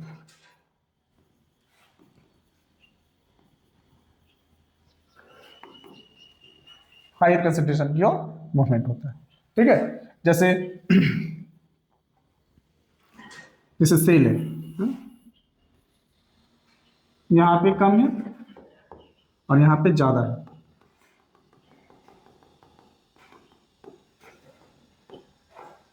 ठीक है। तो देखिए लोअर कंसंट्रेशन है और ये हायर कंसंट्रेशन है, तो लोअर कंसंट्रेशन से हायर कंसंट्रेशन की ओर मूवमेंट होगा, ठीक है। और इसमें एनर्जी लगेगा, एनर्जी रिक्वायर्ड होता है, क्योंकि विदाउट एनर्जी नहीं हो सकता है, एनर्जी रिक्वायर्ड होता है, ठीक है। किस फॉर्म में भाई, एटीपी फॉर्म में, एडेनोसिन ट्राइफॉस्फेट के फॉर्म में, ठीक है। बिना एनर्जी का ये नहीं होगा, ये याद रखिएगा, ठीक है। इसका एग्जांपल हो गया आपका एंडोसाइटोसिस, एंडोसाइटोसिस, और एक हो गया एक्सोसाइटोसिस, हम लोग पढ़ेंगे ये इसके बारे में। एंडोसाइटोसिस और एक्सोसाइटोसिस तुम्हारा एक्टिव ट्रांसपोर्ट का एग्जांपल हो गया। नेक्स्ट देखिए, हम लोग पढ़ रहे हैं पैसिव ट्रांसपोर्ट में। हम लोग का जो सिलेबस में है एक्टिव ट्रांसपोर्ट मतलब अच्छा से नहीं पढ़ना, मतलब पढ़ना ही नहीं है, हम लोग को पढ़ना है पैसिव ट्रांसपोर्ट, पैसिव ट्रांसपोर्ट के बारे में पढ़ना है, ठीक है, जो अपने आप हो जाए, हायर से लोअर की ओर, हमेशा हायर से लोअर की ओर मूवमेंट होगा इसमें, ठीक है। तो पहला है डिफ्यूजन। व्हाट इज डिफ्यूजन, ठीक है। डिफ्यूजन क्या होता है, केमिस्ट्री का डिफ्यूजन अलग है, यहाँ पे डिफ्यूजन अलग है, दोनों को मिक्स मत कीजिएगा, ठीक है। Spontaneous movement of solid, liquid and gas from the region of higher concentration to the region of lower concentration, ठीक है। मतलब इसमें क्या होगा, मूवमेंट होगा, सॉलिड लिक्विड गैस तीनों का मूवमेंट हो सकता है, ठीक है। कहां से, from the higher concentration to the region of lower concentration, मतलब पैसिव ट्रांसपोर्ट हो रहा है तो हायर से तो लोअर की ओर होगा, है ना मूवमेंट। और किसका किसका होगा, सॉलिड लिक्विड गैस, ठीक है। तो इसको हम लोग बोलेंगे डिफ्यूजन, क्या बोलेंगे, डिफ्यूजन। और स्पॉन्टेनियस मतलब जो अपने आप हो जाए मूवमेंट, ठीक है, ये याद रखिएगा। तो सबसे ज्यादा, सबसे फास्ट डिफ्यूजन जो होता है गैस में होता है, फिर लिक्विड में, है ना, फिर सॉलिड में। सॉलिड में बहुत कम होता है, निजिबल होता है, ठीक है, ये याद रखिएगा, ठीक है। सॉलिड लिक्विड गैस तीनों में होता है, लेकिन सबसे फास्ट किस में होता है, गैस में, फिर लिक्विड, फिर सॉलिड, ठीक है। नेक्स्ट लेकिन हम लोग सेल में पढ़ रहे हैं ना, तो सेल में हम लोग यहाँ पे CO2 और OT का मूवमेंट जो होता है ना प्लाज्मा मेम्ब्रेन के क्रॉस, है ना, वो डिफ्यूजन के थ्रू ही होता है। मतलब हम लोग यहाँ पे जो टॉपिक्स पढ़ रहे हैं, ऑक्सीजन का सेल में जाना, और एनर्जी बनने के बाद जो CO2 बाहर निकलता है, और ये जो सेल में ऑक्सीजन जा रहा है और पूरे सेल से CO2 बाहर आ रहा है, ये जो मूवमेंट हो रहा है, वो उस मूवमेंट को क्या बोलेंगे, डिफ्यूजन, ये याद रखना, ठीक है। हम लोग यही जानेंगे कि भाई गैसियस का जो मूवमेंट होता है सेल के अंदर और सेल के अंदर से बाहर, वो किसके थ्रू होता है, तो डिफ्यूजन के थ्रू होता है, ठीक है, ये याद रखिएगा। देखिए लिखा हुआ है यहाँ पे, देख सकते हैं, ये है बाहर, जो है बाहर वो O2 है, ऑक्सीजन। ऑक्सीजन का कंसेंट्रेशन क्या है, बाहर ज्यादा है, हायर कंसेंट्रेशन है, और अंदर लोअर कंसेंट्रेशन है, ठीक है। तो क्या हो रहा है, देख रहे हैं, हायर कंसेंट्रेशन से लोअर कंसेंट्रेशन की ओर ऑक्सीजन चला जा रहा है, ठीक है, ये याद रखिए। अब यहां देखिए सेल के अंदर CO2 का कंसेंट्रेशन ज्यादा है, हायर कंसेंट्रेशन है, और बाहर लोअर कंसेंट्रेशन है। तो क्या हुआ, कि आपका सेल के अंदर से CO2 बाहर चला गया, ठीक है। और यही क्या है, डिफ्यूजन है। डिफ्यूजन मतलब स्पॉन्टेनियस या मूवमेंट ऑफ गैसियस, यानी कि CO2 एंड ऑक्सीजन, ठीक है, from the region of higher concentration to the region of lower concentration is called diffusion, ठीक है। नेक्स्ट देखिए, नेक्स्ट है ऑस्मोसिस। ऑस्मोसिस में क्या होता है कि यहां पे भी मूवमेंट होता है, स्पॉन्टेनियस मूवमेंट ही होता है, क्योंकि ये भी पैसिव ट्रांसपोर्ट का ही एग्जांपल है। तो स्पॉन्टेनियस मूवमेंट होता है, लेकिन किसका? वाटर का या सॉल्वेंट का, है ना। वाटर और सॉल्वेंट का होता है। ऑस्मोसिस में किसका होता है? वाटर और सॉल्वेंट का होता है, ठीक है। From the region of higher concentration to the region of lower concentration, ठीक है, थ्रू सेमी परमिएबल मेम्ब्रेन। ये याद रखिएगा, यहां पे सेमी परमिएबल मेम्ब्रेन के थ्रू होता है। डिफ्यूजन में सेमी परमिएबल मेम्ब्रेन की जरूरत नहीं है, वहां पे सेमी परमिएबल मेम्ब्रेन की जरूरत नहीं है। मतलब यहां पे ऑस्मोसिस में जो होता है, वाटर या सॉल्वेंट का जो मूवमेंट हो रहा है वो सेमी परमिएबल मेम्ब्रेन के थ्रू होगा। मतलब इसमें सेमी परमिएबल मेम्ब्रेन इन्वॉल्व होगा। कौन सा सॉलिड, कौन सा वाटर का मॉलिक्यूल सेल के अंदर जाएगा और कौन सा नहीं जाएगा, कौन डिटरमाइन करेगा? तो सेल यानी कि सेमी परमिएबल मेम्ब्रेन, ये याद रखिएगा। जैसे देखिए यहां पे देखिए वाटर है और ये बड़ा बड़ा सॉल्ट है और ये छोटा छोटा वाटर है, ठीक है। अब देखिए वाटर का जो सेल में है कंसंट्रेशन क्या है? कम है, और बाहर ज्यादा है। तो क्या होगा? वाटर का मूवमेंट बाहर से अंदर की ओर हो जाएगा, बाहर से अंदर की ओर हो जाएगा, ठीक है। और ये किसके थ्रू होगा? यही सेमी परमिएबल मेम्ब्रेन के थ्रू होगा या सेल मेम्ब्रेन के थ्रू होगा, ठीक है। अंदर देखिए सॉल्ट का क्या है? कंसंट्रेशन ज्यादा है और बाहर कम है। तो क्या होगा? बाहर, अंदर से सॉल्ट बाहर आ जाएगा। वो किसके थ्रू? किसके थ्रू होगा? सेमी परमिएबल मेम्ब्रेन के थ्रू होगा। ये याद रखें, छननी एक तरह से है ये सेमी परमिएबल मेम्ब्रेन। मतलब वही चीज को जाने देगा जो सेल को जरूरी है, या सेल के अंदर से वही चीज को बाहर जाने देगा जो सेल के लिए क्या है? काम नहीं है, ठीक है। ये याद रखिएगा। दो तरह के ऑस्मोसिस होता है, एक होता है इंडोऑस्मोसिस और एक होता है एक्सोऑस्मोसिस, ठीक है। इंडोऑस्मोसिस जो होता है ना, वो क्या होता है? ऐसा मूवमेंट, इंडो मतलब इनसाइड द सेल, मतलब सेल के अंदर जाना, मतलब बाहर से सेल के अंदर जाना, ठीक है। जैसे यहां पे हम बना दे रहे हैं, जैसे ये सेल है और इसमें यहां अंदर है और ये बाहर है। बाहर कंसंट्रेशन ज्यादा होगा, तो जब बाहर ज्यादा होगा तो क्या होगा? बाहर से चीज अंदर चला जाएगा, ठीक है। द मूवमेंट ऑफ वाटर, है ना, इनटू द सेल, है ना, the movement of water molecule और solid molecule into the cell, जो सेल के अंदर जाता है उसको बोलते हैं इंडोऑस्मोसिस। एक्सोऑस्मोसिस जस्ट उल्टा। एक्सोऑस्मोसिस में क्या होता है? इसमें अंदर कंसंट्रेशन ज्यादा होता है और बाहर कम होता है। तो क्या होता है कि अंदर से बाहर आ जाता है, ठीक है। और इसको हम लोग बोलते हैं एक्सोऑस्मोसिस, ठीक है। नेक्स्ट, अब ये भी ऑस्मोसिस का ही पार्ट है, ठीक है, तो डरना नहीं है, ठीक है। ये भी ऑस्मोसिस का पार्ट है और बहुत ज्यादा इंपॉर्टेंट है, बहुत ज्यादा इंपॉर्टेंट है, ठीक है। ये याद रखिएगा, बहुत ज्यादा इंपॉर्टेंट है। यहाँ पे क्वेश्चन आप लिख सकते हैं, बहुत इंपॉर्टेंट क्वेश्चन आता है यहाँ पे, है ना। Differentiate, difference between osmosis and diffusion, है ना। ऑस्मोसिस एंड डिफ्यूजन के बीच में जो डिफरेंस होता है उसको आप लिख लीजिएगा, ये इंपॉर्टेंट है, ठीक है। ये याद रखिएगा, बहुत भी आई है क्वेश्चन। नेक्स्ट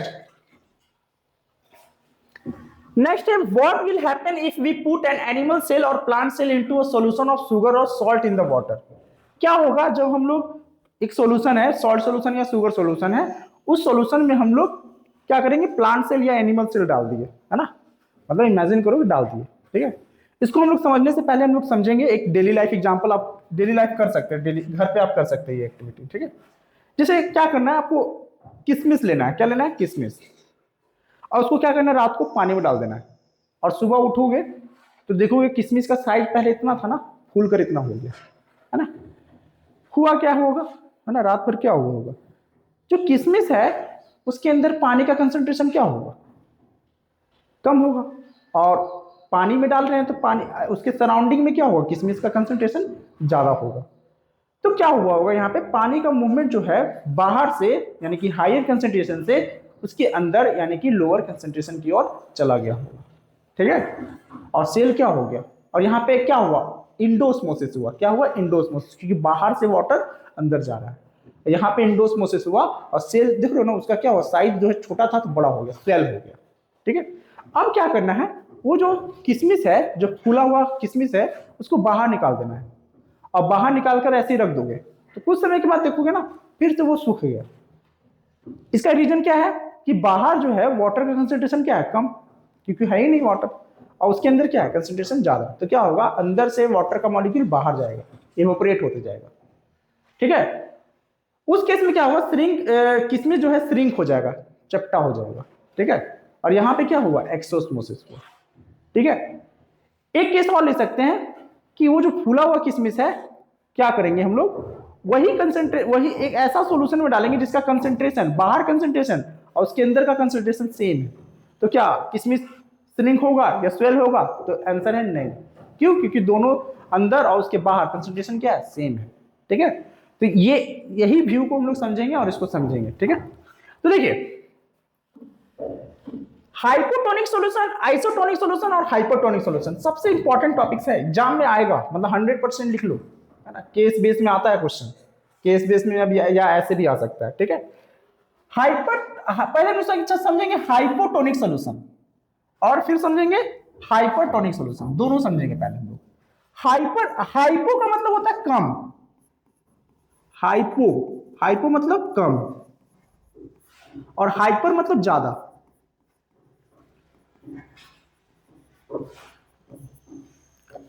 हाइपोटोनिक सॉल्यूशन मतलब ऐसा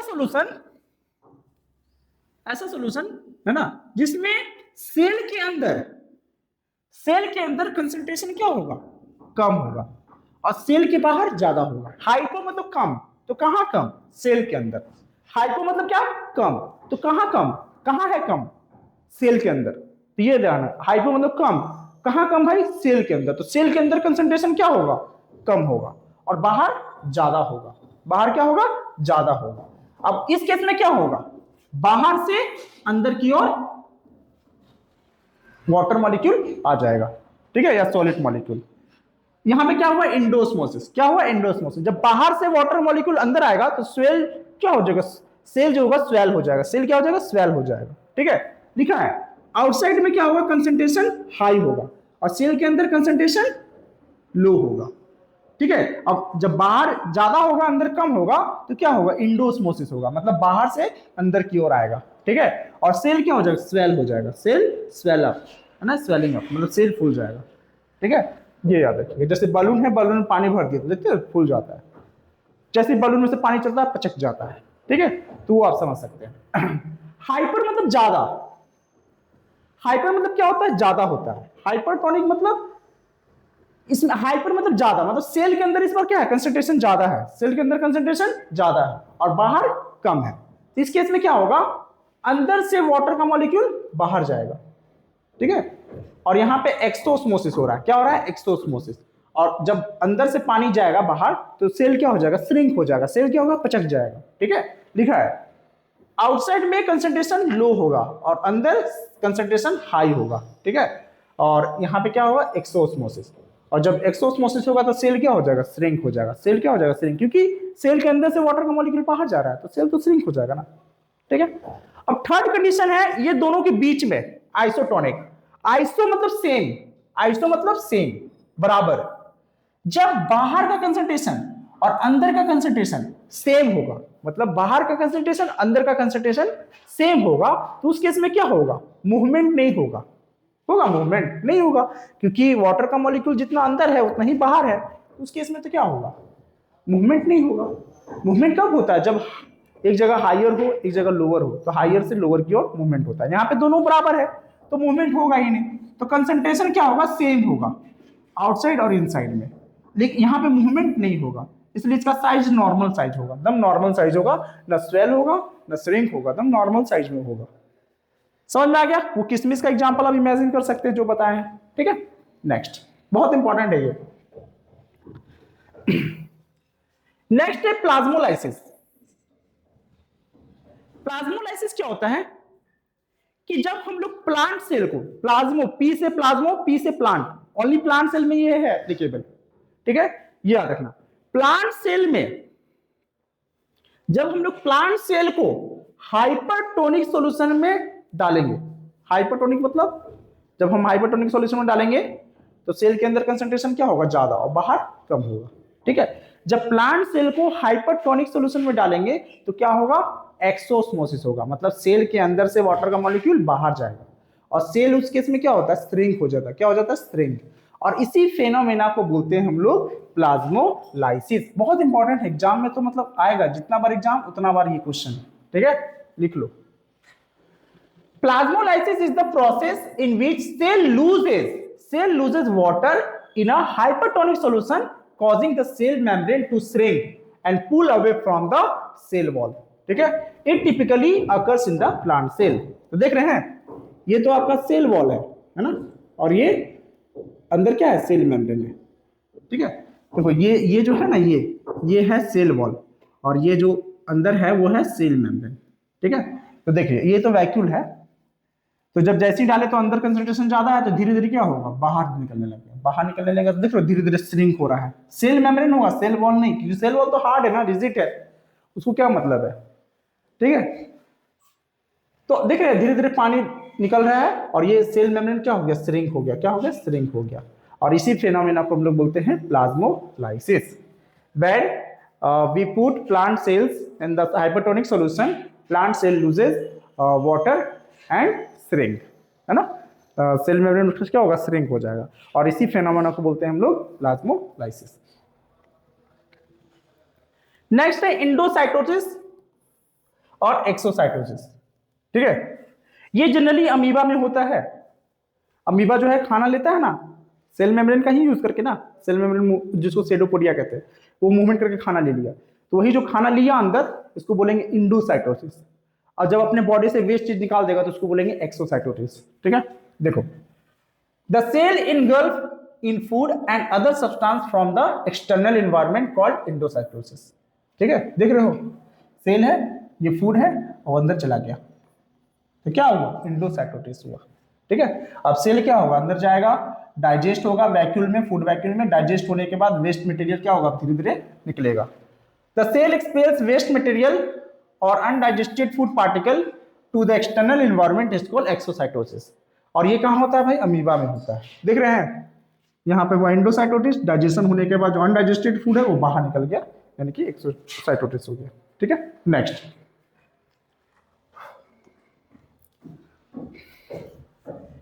है, हम लोग क्या क्या पढ़ लिए, फर्स्ट सेल मेम्ब्रेन के बारे में क्लियर हो गया, और सेल वॉल के बारे में। अब हम लोग पढ़ेंगे सेकेंड मेन पार्ट, उसका है न्यूक्लियस। वो जो है न्यूक्लियस, न्यूक्लियस क्या है, देखिए ये न्यूक्लियस है ना, जैसे सेल है, और सेल के अंदर जो होता है वो न्यूक्लियस होता है। क्या होता है, न्यूक्लियस। ठीक है, न्यूक्लियस देख लीजिए जैसा है। ठीक है, न्यूक्लियस जो है वो कंट्रोल सेंटर है, कंट्रोल करता है पूरे सेल की एक्टिविटी को। कौन कंट्रोल कर रहा है, न्यूक्लियस, इसलिए इसको हम लोग ब्रेन ऑफ द सेल कहते हैं। ठीक है, nucleus is the brain of the cell, control of the cell, coordinator of the cell, है ना, जो बोलना है बोल सकते हो। ठीक है, it regulate all vital activity of the cell such as growth, metabolism, protein synthesis, cell division. ठीक है, it also contains genetic material. genetic material समझते हैं ना, जो पेरेंट से ऑफ स्प्रिंग में ट्रांसफर होता है ना। देखते हो बेबी होता है, पापा के ऊपर गया है, मतलब पापा का कैरेक्टरिस्टिक उसके अंदर आया कुछ, तो जो पेरेंट से ऑफ स्प्रिंग में कैरेक्टर जाता है वो डीएनए यानी कि जीन के फॉर्म में जाता है, और वो कहाँ रहता है, तो न्यूक्लियस में। ठीक है, which passes hereditary information from one generation to the next. ठीक है, तो ये हो गया न्यूक्लियस। ठीक है, न्यूक्लियस के बारे में देख सकते हैं आप, है ना, स्ट्रक्चर कैसा है, डबल मेम्ब्रेन है, इसको हम बनाते हैं एक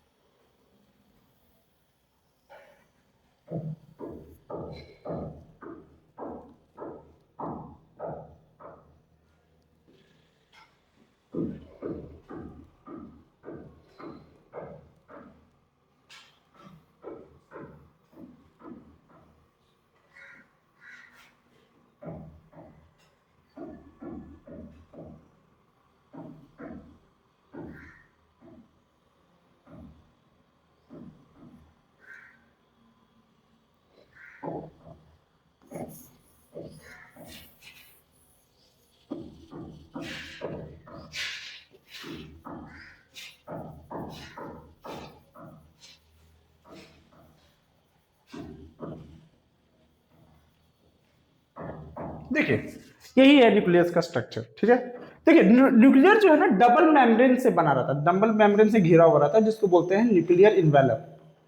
क्या बोलते हैं? न्यूक्लियर इन्वेलप या न्यूक्लियर मेम्ब्रेन। न्यूक्लियर मेम्ब्रेन या न्यूक्लियर इन्वेलप एक ही चीज है, ठीक है। अब देख रहे हो यहाँ पे क्या है, ये पोर्स होता है, इसको बोलते हैं न्यूक्लियर पोर्स।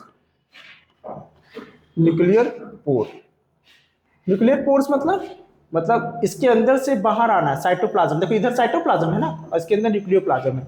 अब इसके अंदर से बाहर जाना था, किसके थ्रू जाएगा? यही न्यूक्लियर पोर्स के थ्रू जाएगा, ठीक है। या बाहर से अंदर जाना था, किसके थ्रू जाएगा? यही न्यूक्लियर पोर्स के थ्रू जाएगा, ठीक है। अंदर जो है वो क्या है? अंदर आपका न्यूक्लियोप्लाज्म है, मतलब ये क्या है? न्यूक्लियोप्लाज्म, लिविंग मटेरियल है, ठीक है। ये जो धागा जैसा स्ट्रक्चर दिख रहा है वो क्या है? Chromatin fibre. Chromatin fibre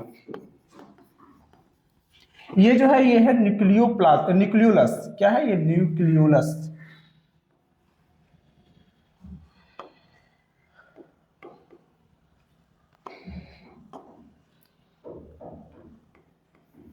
nucleolus जो है हम लोग देखेंगे अभी। न्यूक्लियोलस में इसको हम लोग बोलते हैं फैक्ट्री ऑफ राइबोसोम। राइबोसोम यही बनता है, क्या रखना पता ना, राइबोसोम प्रोटीन सिंथेसिस करता है, तो हम बोलेंगे राइबोसोम का फैक्ट्री कहाँ है? न्यूक्लियोलस, ठीक है। तो ये तुम्हारा मेन स्ट्रक्चर है न्यूक्लियस का, ठीक है। डबल मेम्ब्रेन होता है जिसको बोलते हैं न्यूक्लियर इन्वेलप, न्यूक्लियर मेम्ब्रेन भी बोल सकते हैं। बीच बीच में होता है न्यूक्लियर पोर्स, जिसके थ्रू मटेरियल अंदर जाता है, अंदर से बाहर जाता है। फिर है न्यूक्लियोलस जिसको बोलते हैं फैक्ट्री ऑफ राइबोसोम। फिर है न्यूक्लियोप्लाज्म, एक तरह का लिविंग मटेरियल है। और ये इंटेंगल मास ऑफ जो थ्रेड होता है जिसको बोलते हैं क्रोमेटिन फाइबर, ठीक है। देखिए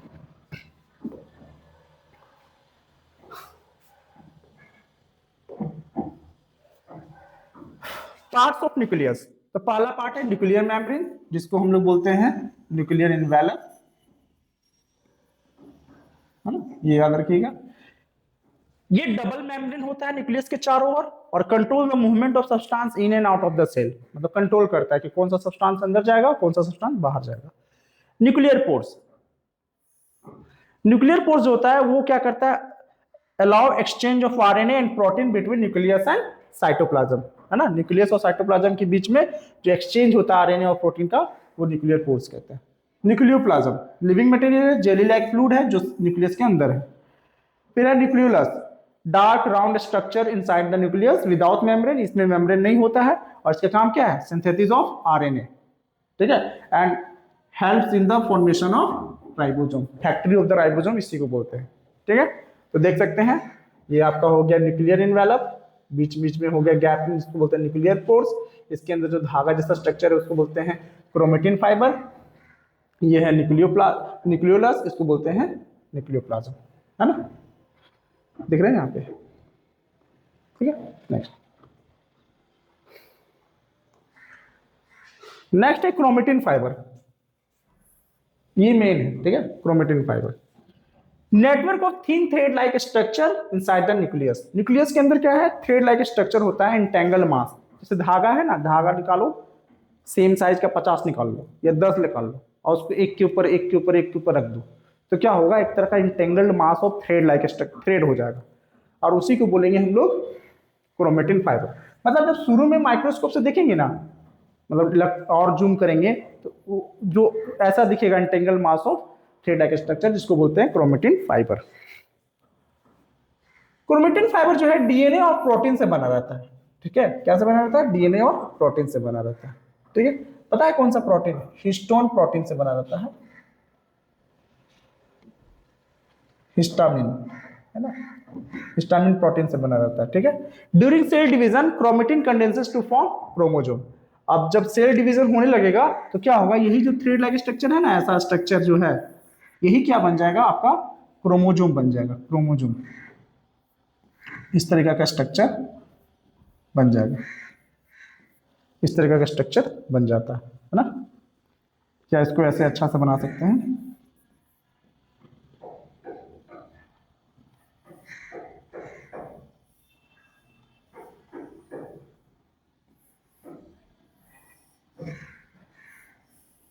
इस तरीके का स्ट्रक्चर में बन जाता है। ये है क्रोमेटिन थ्रेड, यह है क्रोमोजोम, है ना, ये है क्रोमेटिन थ्रेड और ये है क्रोमोजोम। ठीक है, ये कब होगा ऐसा? सेल डिवीजन के समय। During cell division the chromatin condenses to form chromosome.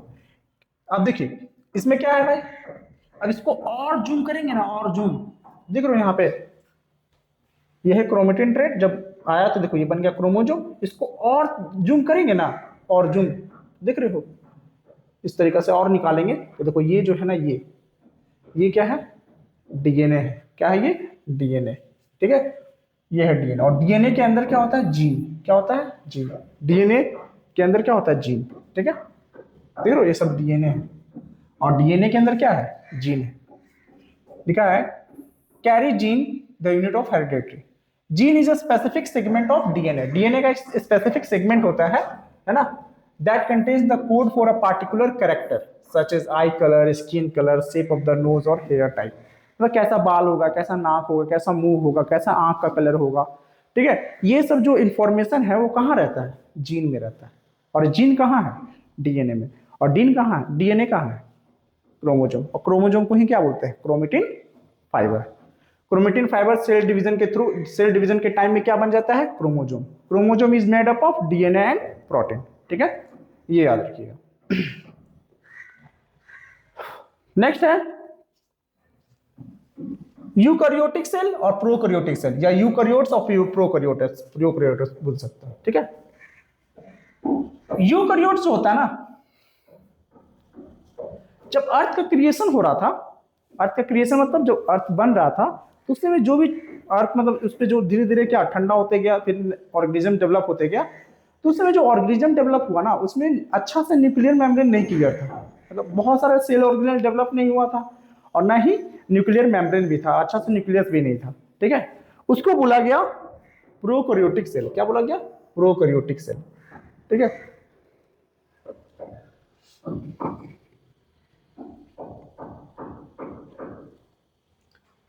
Organism that lack a nucleus and membrane bounded organism, मतलब उसमें न्यूक्लियस की कमी है और ना ही न्यूक्लियर मेम्ब्रेन है, उसको बोलते हैं प्रोकैरियोट्स या प्रोकैरियोटिक सेल। प्रो मतलब प्रिमिटिव। डीएनए जो है ना, अगर न्यूक्लियस ही नहीं है तो डीएनए कहाँ रहेगा? मतलब आसपास रहेगा, इस तरीके से दिख रहा हो, ये डीएनए है, इस तरह का डीएनए है। ठीक है, और उस रीजन को हम लोग बोलते हैं न्यूक्लियोइड। ठीक है, ये यूकैरियोटिक सेल से छोटा होता है ना, सिंगल सेल होता है मोस्टली। एग्जांपल बैक्टीरिया हो गया, आर्किया हो गया। ठीक है, यूकैरियोटिक सेल में हम लोग आ गए, हम लोग का जो सेल होता है यूकैरियोटिक होता है, प्लांट्स का भी, एनिमल्स का, सबका यूकैरियोटिक सेल होता है। इसमें अच्छा से न्यूक्लियस रहता है और न्यूक्लियर मेम्ब्रेन भी होता है। ठीक है, डीएनए कहाँ पाया जा रहा है? न्यूक्लियस में पाया जा रहा है। ये प्रोकैरियोटिक सेल से बड़ा होता है, इसमें सिंगल और मल्टी सेल होता है, सिंगल और मल्टी सेल होता है। ठीक है, एग्जाम्पल आ गया एनिमल, प्लांट, फंगी। ठीक है, एक पॉइंट और याद ऐड कर सकते हो, इसमें जो है मोर देन वन क्रोमोजोम होता है, मोर देन वन क्रोमोजोम पाया जाता है इसमें, और जबकि इसमें सिंगल क्रोमोजोम पाया जाता है, ओनली एक ही क्रोमोजोम।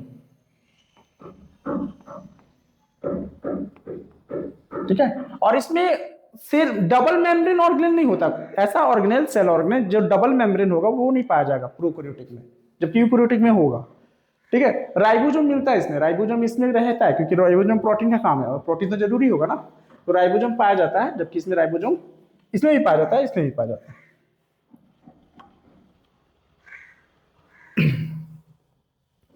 नेक्स्ट है सेल ऑर्गेनल, है ना।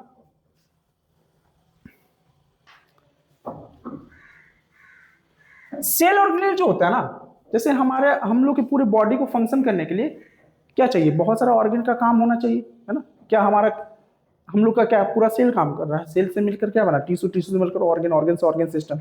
तो सब ऑर्गन सिस्टम मिलेगा तो क्या होगा? काम होगा। हर ऑर्गन काम करेगा तभी ना हमारा बॉडी काम करेगा। अगर हाथ कहेगा नहीं भाई हम नहीं काम करेंगे, तो हम लिख लेंगे, लिख पढ़ लेंगे, खा लेंगे, नहीं खा सकते। ठीक है, क्योंकि हाथ ये ऑर्गन ऐसा ऑर्गन है जिसका काम क्या है? किसी को पीटना, है ना, या खाना, लिखना, पढ़ना। ठीक, तो ये याद रखिएगा। जैसे माउथ है, माउथ भी अगर ऑर्गन बोल देगा नहीं हमने तुम्हारा काम नहीं करेंगे तो दिक्कत हो जाएगा। तो उसी तरीका से बाहर से तो सेल दिखा कि कुछ नहीं है, है ना, लेकिन अंदर देखा गया तो उसके अंदर दुनिया मिला, है ना। दुनिया मतलब समझ रहे हो, उसके अंदर दुनिया है, मतलब बहुत सारा सेल ऑर्गेनेल है, ठीक है, जो सेल को एक प्रॉपर फंक्शन करने में हेल्प करता है, ठीक है। लिखा है organelle perform a specific function for the cell. Organelle जो होता है एक स्पेसिफिक फंक्शन करता है सेल का, और ये पता है कहाँ पाया जाता है ऑर्गेनेल, सेल ऑर्गेनेल साइटोप्लाज्म में। जैसे यहाँ पे सेल है, यहाँ साइट, ये न्यूक्लियस है, ये साइटोप्लाज्म है। तो साइटोप्लाज्म में ही क्या होता है, आपका सेल ऑर्गेनेल रहता है। क्या रहता है, सेल ऑर्गेनेल। इस तरीके से ये हो गया एंडोप्लाज्मिक रेटिकुलम, है ना, बहुत सारा होता है। फिर इधर गोल्गी बॉडीज हो गया, ठीक है, बहुत सारा चीज होता है, माइटोकॉन्ड्रिया हो गया, ठीक है, और भी बहुत सारा चीज होता है, ठीक है। तो ये तुम्हारा साइटोप्लाज्म में ही सेल ऑर्गेनेल पाया जाता है। देख रहे हो, देखो ये क्या है, प्लास्टिड हो गया, ये क्या है, गोल्गी बॉडीज, ये क्या है, वैक्यूल, ये क्या है, साइटोप्लाज्म, ये क्या है, माइटोकॉन्ड्रिया, ये क्या है, लाइसोसोम, ये क्या है, न्यूक्लियस, ठीक है। न्यूक्लियस तुम्हारा सेल ऑर्गेनेल नहीं है ना, मेन सेल ऑर्गेनेल में ये है ना, ये और ये, ठीक है। इसके बारे में हम लोग डिटेल वीडियो बनाएंगे, है ना, नेक्स्ट वीडियो में इसको पढ़ेंगे हम लोग सबके बारे में। माइटोकॉन्ड्रिया को power house of the cell क्यों कहते हैं, है ना, लाइसोसोम को suicidal bag of the cell क्यों कहते हैं, ये सब हम लोग अच्छा से देखेंगे, ठीक है। नेक्स्ट वीडियो में इसका प्रॉपर वीडियो बनाएंगे, ठीक है। तो आज का जो सेशन है ना, हम लोग आधा टॉपिक्स पढ़ लिए, इस चैप्टर का आधा टॉपिक्स पढ़ लिए। नेक्स्ट टॉपिक जो है हम लोग नेक्स्ट वीडियो में अच्छा से क्लियर करेंगे, ठीक है। आज हम लोग जितना पढ़े हैं उससे जो क्वेश्चन है, क्वेश्चन बना हुआ है, ये क्वेश्चन आया हुआ है एग्जाम में, है ना, सीबीएसई एग्जाम में आया हुआ है क्वेश्चन, ठीक है। तो देखिए फर्स्ट क्वेश्चन है, name the process by which CO2 and H2 move into and out of the cell. इसका आंसर क्या हो जाएगा बताइए, चलिए। इसका आंसर हो जाएगा आपका डिफ्यूजन। क्या हो जाएगा, डिफ्यूजन, क्योंकि डिफ्यूजन प्रोसेस से ही तो CO2 और ऑक्सीजन का ट्रांसपोर्ट होता है। Who discovered cell in the living organism, है ना, give an example of a unicellular organism. ये हो जाएगा, बहुत आसान है। Name the process in which diffusion take place through a selectively permeable membrane, है ना। तो ऑस्मोसिस भी एक तरह का क्या है, डिफ्यूजन ही है बोलेंगे, क्योंकि ऑस्मोसिस में वाटर का मॉलिक्यूल का ट्रांसपोर्ट हो रहा है, और डिफ्यूजन में भी तो होता है वाटर का, ठीक है। थोड़ा सा डिफरेंस क्या है कि ऑस्मोसिस सेल मेम्ब्रेन या प्लाज्मा मेम्ब्रेन के थ्रू होता है, जबकि डिफ्यूजन में ऐसा नहीं होता है, ठीक है। तो ये याद रखिएगा, ठीक है। तो यहां पे ऑस्मोसिस हो जाएगा answer. why do egg cells dissolve in dilute hydrochloric acid? Dilute hydrochloric acid में वो डिसॉल्व हो जाता है, कौन, एग सेल। पता है एग सेल क्या से बना रहता है, एग सेल जो है ना वो कैल्शियम कार्बोनेट का बना रहता है। क्या से बना रहता है, कैल्शियम कार्बोनेट का। जब इसको हम लोग HCl में ऐड करेंगे तो रिएक्शन होगा, और जब रिएक्शन होगा तो क्या बनेगा, कैल्शियम क्लोराइड बनेगा प्लस वाटर बनेगा और प्लस CO2 बनेगा, ठीक है। और ये कैल्शियम क्लोराइड एकदम डिसॉल्व हो जाएगा, एकदम पेस्ट बन जाएगा, ठीक है। इसलिए ये बोला जाता है कि जब हम लोग HCl में कैल्शियम में जब एक सेल को डालेंगे तो क्या हो जाएगा, डिसॉल्व हो जाएगा। क्यों भाई, क्योंकि एक shell is made up of calcium carbonate. When we add या when we mix with HCl, है ना, तो calcium carbonate react with HCl to give calcium chloride plus H2O plus CO2, ठीक है। लिखा है आंसर इसका दिए है, egg shell dissolve in dilute hydrochloric acid because they contain calcium carbonate which react with HCl to form soluble calcium chloride। Calcium chloride जो होता है soluble बन जाएगा, water and CO2 carbon dioxide मतलब रिलीज होगा। Egg shell slowly disappear, egg shell जो है धीरे धीरे गायब हो जाएगा, यानी कि डिसॉल्व हो जाएगा। एंड यू सी एफरेंस बबलिंग, और उसमें देखोगे बबल निकलते रहेगा, ठीक है। लास्ट क्वेश्चन है, why plasma membrane is called selectively permeable membrane, है ना। सिलेक्टिवली परमिएबल मेम्ब्रेन क्यों कहते हैं, क्योंकि ये केवल सिलेक्टिव मटेरियल को सेल के अंदर जाने देता है और सेल से बाहर जाने देता है, ठीक है। तो ये आपका टोटल 5 क्वेश्चन, बहुत इंपॉर्टेंट क्वेश्चन है, इसको आप अच्छी तरीका से नोट डाउन कॉपी में कर लीजिएगा, ठीक है। नेक्स्ट देखिए, आज का ये वीडियो जो है ना, यहीं तक है, ठीक है। और नेक्स्ट वीडियो में हम लोग पूरे सेल ऑर्गेनेल को 1 बाय 1 पढ़ेंगे, जैसे माइटोकॉन्ड्रिया को power house of the cell क्यों कहते हैं, है ना, लाइसोसोम, वैक्यूल, क्लोरोप्लास्ट, है ना, सबको डिटेल में पढ़ेंगे। और लास्ट टॉपिक माइटोसिस और मियोसिस को भी अच्छा से देखेंगे, क्योंकि एग्जाम में आता ही है, मतलब 100% चांस है कि ये माइटोसिस मियोसिस वाला क्वेश्चन पूछा जाता है, ठीक है। तो ये याद रखिएगा, है ना। हम लोग नेक्स्ट वीडियो मतलब जल्दी ही आएगा, ये वीडियो के बाद तुरंत आ जाएगा आपका वीडियो, ठीक है। और 2 लेक्चर होगा क्लास 9 के सेल का चैप्टर का, है ना। बस देखकर खत्म कर दीजिएगा, ठीक है। फिर हम लोग नेक्स्ट पढ़ेंगे टिश्यू वाला, क्योंकि टिश्यू जान रहे होंगे आप लोग का जो सर दर्द है सेल में नहीं हो रहा होगा, है ना, सबसे ज्यादा किस में हो रहा होगा, टिश्यू वाला में, ठीक है। तो टिश्यू का भी हम लोग लेक्चर बहुत आसानी तरीका से देखेंगे, ठीक है। Thank you.